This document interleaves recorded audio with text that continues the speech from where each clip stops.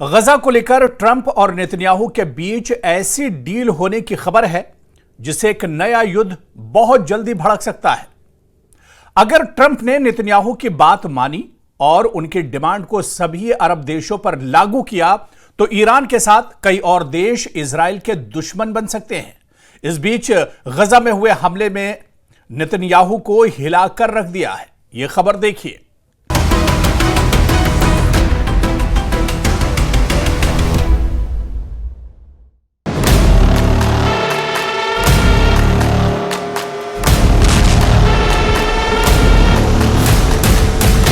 Gaza में मंगलवार सुबह हुए धमाके की गूंज सुनिए।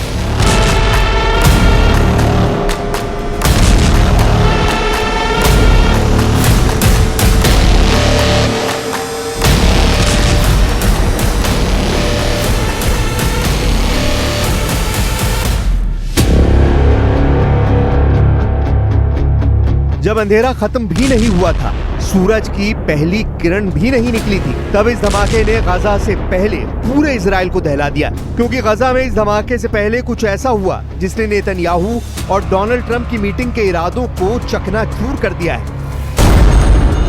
गजा में एक ही हमले में इजराइल के 5 सैनिक मारे गए। गजा में हमास ने घात लगाकर हमला किया और 20 सैनिकों को घेर कर निशाने पर लिया। गजा में जून के बाद जुलाई का महीना भी इजराइल के लिए खूनी साबित हो रहा है। गजा के बैत हनून इलाके में इजराइल की सेना को बहुत बड़ा झटका लगा है। हमास के हमले में 1-2 नहीं 5 सैनिक एक साथ मारे गए हैं। इस खबर ने इजराइल के हर कमांडर को डरा दिया है, क्योंकि जिस हमास के खिलाफ इजराइल 600 दिन से लंबा युद्ध लड़ रहा है, वो हमास अब भी इजराइल के सैनिकों को मार रहा है।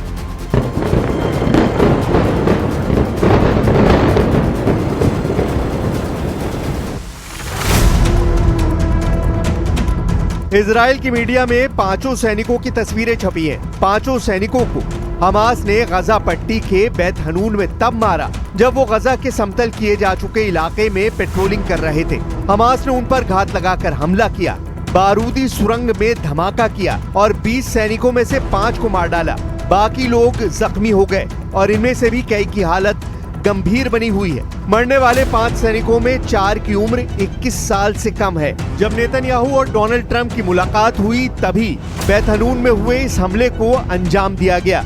यह हमला हमास का मैसेज है कि युद्ध इजराइल की शर्तों पर खत्म नहीं होगा। गजा में हमास अब भी एक्टिव है और याहिया सिनवार के खत्म होने के बाद भी गजा में ग्राउंड ऑपरेशन इजराइल के लिए मुसीबत बन चुका है, क्योंकि गजा में चल रहे युद्ध का अंत अब तक नजर नहीं आ रहा। वॉशिंगटन डीसी में ट्रंप से मुलाकात और व्हाइट हाउस में ट्रंप की तरफ से दिए गए शाही डिनर के दौरान नेतन्याहू को ये खबर मिली। नेतन्याहू के लिए ये वक्त बेहद संवेदनशील है, क्योंकि जब ईरान में सीजफायर को लेकर इजराइल की कामयाबियों पर सवाल उठ रहे हैं, तब गजा में हमास के हमलों ने नेतन्याहू की मुश्किलें भी बढ़ा दी, क्योंकि अब भी हमास के कब्जे में इजरायली बंधक हैं। नेतन्याहू को जब गजा में हुए हमले की खबर मिली तो उन्होंने कहा कि ये मुश्किल भरी सुबह है, पूरे इजराइल का सिर झुका हुआ है। हम अपने सैनिकों की मौत पर अफसोस जाहिर करते हैं, जिन्होंने हमास को हराने और हमारे सभी बंधकों को आजाद करने के लिए अपनी जान दी है। हम उनके परिवारों को गले लगाते हैं जिन्होंने अपनों को खोया है। गजा में इजराइल और हमास का युद्ध और हजारों लोगों की मौत पर कुछ दिन तक ईरान इजराइल के युद्ध ने पर्दा डाल दिया था, लेकिन अब गजा फ्रंट की तस्वीरों ने इजराइल में हाहाकार मचाना शुरू कर दिया है। नेतन्याहू ने ईरान युद्ध पर भले ही ब्रेक लगा दी हो, लेकिन युद्ध अब भी उनके सिर के चारों तरफ घूम रहा है। लेकिन हमास के कब्जे में 23 बंधकों को लेकर नेतन्याहू अब भी दबाव में है। वो जानते हैं कि अगर उनका युद्ध तेज हुआ तो बाकी बचे बंधकों को बचाना मुश्किल हो जाएगा। इजराइल की सेना के लिए जून महीने के बाद जुलाई की शुरुआत बहुत खूनी साबित हुई है। वो इसलिए क्योंकि जून 2025 के आखिरी हफ्ते में मंगलवार को हमास ने ऐसा हमला किया था जिसे आईडीएफ के लिए काला मंगलवार कहा गया था। We're working with the United States very closely about finding countries that will seek to realize what they always say, that they want to give the Palestinians a better future. Netanyahu का Iran के साथ cease fire जारी है, लेकिन Iran और Israel के बीच युद्ध विराम कब तक रहेगा, इसका खतरा लगातार बना हुआ है। लेकिन युद्ध का खौफ अब उस लेवल पर पहुंच चुका है जहां से नेतन्याहू या डोनाल्ड ट्रंप दोनों उसे कंट्रोल नहीं कर पाएंगे। I think Iran wants to meet. I think they want to make peace, and I'm all for it. Trump कह रहे हैं कि ईरान शांति चाहता है और ये उनकी भी ख्वाहिश है, लेकिन ईरान के राष्ट्रपति के एक इंटरव्यू ने तहलका मचा दिया है। ईरान के राष्ट्रपति मसूद पेज़ेश्कियान का दावा है कि इजराइल ने युद्ध के दौरान उनकी हत्या की कोशिश की थी। वो एक बैठक कर रहे थे, उसी दौरान इजराइल ने बमबारी के जरिए उनकी जान लेने की कोशिश की, लेकिन इजराइल नाकाम रहा। मसूद पेज़ेश्कियान ने यह दावा अमेरिका की मीडिया से एक इंटरव्यू के दौरान किया। Do you believe the Israeli government tried to assassinate you? They did try, yes. And they acted accordingly, but they failed. Iran और इजराइल के बीच 12 दिन तक चले युद्ध में जब पहला हमला हुआ था, तब इजराइल ने ईरान के कई बड़े सैन्य कमांडर और वैज्ञानिकों को मार डाला था। अब ईरान की तरफ से दावा किया जा रहा है कि पॉलिटिकल लीडरशिप भी टारगेट पर थी, और इसमें खुद राष्ट्रपति मसूद पेज़ेश्कियान कह रहे हैं कि इजराइल ने हमला तो किया लेकिन नाकाम रहा। हालांकि उन्होंने साफ किया कि इस हमले के पीछे अमेरिका नहीं था। How are you certain they tried to kill you? Of course, it was not the U.S. that was behind my the attempt on my life. It was Israel. I was in a meeting. We were discussing the ways to move forward. But thanks to the intelligence by the spies that they had, they tried to bombard the area that we were holding that meeting. Iran के परमाणु कार्यक्रम को लेकर शुरू हुआ युद्ध 12 दिन बाद खत्म तो हो गया, लेकिन इजराइल और ईरान के बीच हुई जंग ने साबित कर दिया कि पश्चिमी एशिया बारूद के ऐसे ढेर पर बैठा हुआ है जो अंदर ही अंदर लगातार सुलग रहा है। इससे पहले खुद ट्रंप भी कह चुके हैं कि इजराइल ईरान के सर्वोच्च नेता अली खामनेई को मारना चाहता था, लेकिन उनके कहने पर यह कदम नहीं उठाया गया। How can we know for sure that in the middle of the talks, the Israeli regime will not be given the permission again to attack us? लेकिन 12 दिन के युद्ध का नतीजा न इजराइल के पक्ष में आया न ईरान के पक्ष में। 12 दिन के बाद ईरान पर इजराइल के हमले तो बंद हुए, और उसी तरह इजराइल के शहरों पर ईरान की मिसाइलों की बारिश भी बंद हो गई। और फिर ये सवाल उठने लगा कि क्या वाकई ईरान के परमाणु ठिकानों पर अमेरिका और इजराइल का जॉइंट ऑपरेशन कामयाब रहा। लेकिन अब यही बात बंकर बस्टर एक्ट में दोहराई जा रही है। डेमोक्रेट जॉश गॉटहाइमर और रिपब्लिकन माइक लॉलर दोनों सांसदों ने कहा है कि बंकर बस्टर एक्ट से इजराइल किसी भी वक्त ईरान पर सबसे खतरनाक हमलों के लिए तैयार रहेगा, और इससे अमेरिका की सुरक्षा भी मजबूत होगी।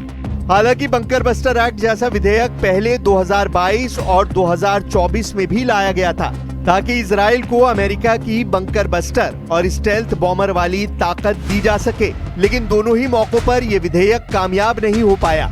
लेकिन ईरान पर 22 जून को हुए बंकर बस्टर वाले हमले ने अमेरिका के अंदर फिर से ये बहस छेड़ दी है, और अब तो बंकर बस्टर एक्ट से इजराइल को 10 गुना ताकत देने की तैयारी शुरू हो चुकी है।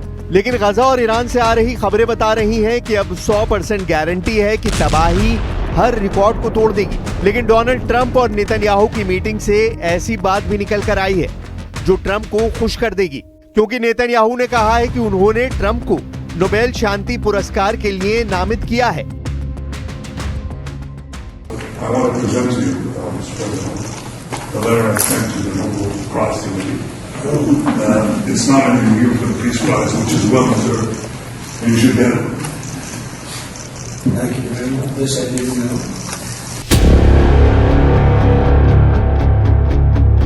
इन सब के बीच नेतन्याहू और ट्रंप की मुलाकात के असली मकसद को डिकोड करने की कोशिश की जा रही है। ईरान में सीज फायर के बाद ट्रंप नेतन्याहू पर गाजा में भी युद्ध रोकने का दबाव डाल रहे हैं, ऐसा माना जा रहा है।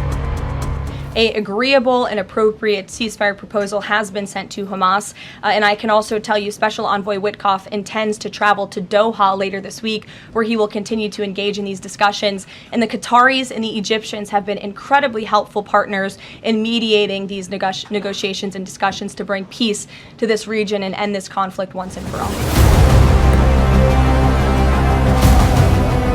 गजा का एक और सच ये भी है कि 57,000 से ज्यादा फिलिस्तीनी इजराइल के हमलों में मारे जा चुके हैं और अब वहां भूखमरी के हालात हैं। जो मदद पहुंचाई जा रही है वो नाकाफी है और मदद बांटे जाने के दौरान भी लोगों पर हमले हो रहे हैं।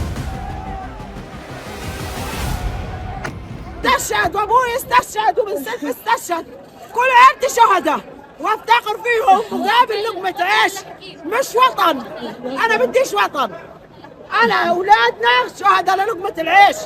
لبنت 30 سنة عندي معاقة مش بدت كلها طول الليل والنهار تصيح عشان خبزة.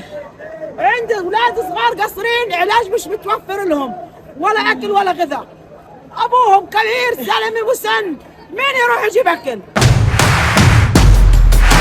इसे लेकर संयुक्त राष्ट्र बार बार चिंता जाहिर कर रहा है, लेकिन सवाल है कि संयुक्त राष्ट्र की सुन कौन रहा है। We again clearly condemn the killing of all civilians. A recent assessment by the World Food Program shows nearly 1 out of every 3 people has not eaten for days in Gaza, placing more people at risk of starvation. Gaza के बाद Beirut और Iran में जो air strike हुई उसमें छोटे bunker buster bomb इस्तेमाल किए गए हैं। ऐसे बम जो कई फीट की गहराई तक कंक्रीट का बंकर तोड़कर धमाका करते हैं। ईरान पर ऐसे हजारों बम गिराए गए जिनकी सप्लाई सीधे अमेरिका से की गई और अब भी जारी है। अमेरिका अब इजराइल को 7,000 से ज्यादा बंकर बस्टर बम पहुंचाने वाला है। ये बम आसमान के रास्ते भी पहुंचाए जाएंगे और समंदर के रास्ते यानी कार्गो शिप से भी इजराइल को सप्लाई किए जाएंगे। अमेरिका अब इजराइल को 7,000 से ज्यादा बंकर बस्टर बम पहुंचाने वाला है। ये बम आसमान के रास्ते भी पहुंचाए जाएंगे और समंदर के रास्ते यानी कार्गो शिप से भी इजराइल को सप्लाई किए जाएंगे। ये एक तरह से इजराइल और अमेरिका के बीच बम हाईवे कायम करेंगे, जिसके टारगेट पर ईरान ही नजर आ रहा है। ये डोनाल्ड ट्रंप का नेतन्याहू को बहुत बड़ा और धमाकेदार तोहफा है। डर है कि इस तोहफे के पीछे ईरान से युद्ध का दूसरा राउंड लड़ने की तैयारी कर ली गई है। इजराइल की एयरफोर्स फिर से सुपर एक्टिव मोड में है। इजराइल के एयरबेस पर लगातार काम चल रहा है। यह है अमेरिका से सप्लाई किया गया MK-84 bunker buster bomb.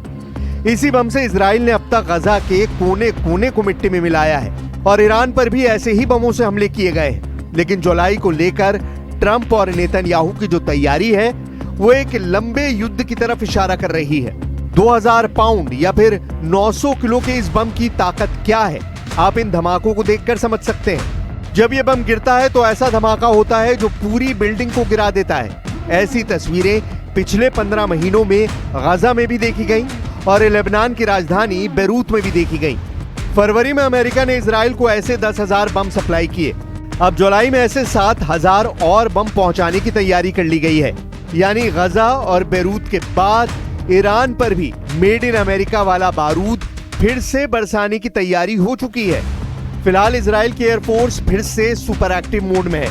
Israel के एयरबेस पर लगातार काम चल रहा है और ये बात साबित करती है कि इजराइल की युद्ध वाली तैयारी पूरी है। नेतन्याहू पहले ही कह चुके हैं कि उनके सामने 1-2 नहीं बल्कि 7 फ्रंट हैं। इजराइल के सामने हमास फ्रंट भी खुला हुआ है। इजराइल के 23 बंधक अब भी हमास के कब्जे में हैं। इजराइल के सामने लेबनान का फ्रंट भी है, लेकिन असली लड़ाई तो अभी बाकी है। ट्रंप से मुलाकात के बाद नेतन्याहू क्या करने जा रहे हैं, इस बारे में या तो वो जानते हैं या फिर डोनाल्ड ट्रंप, जिनको नेतन्याहू अब नोबेल शांति पुरस्कार के लिए नामित भी कर चुके हैं।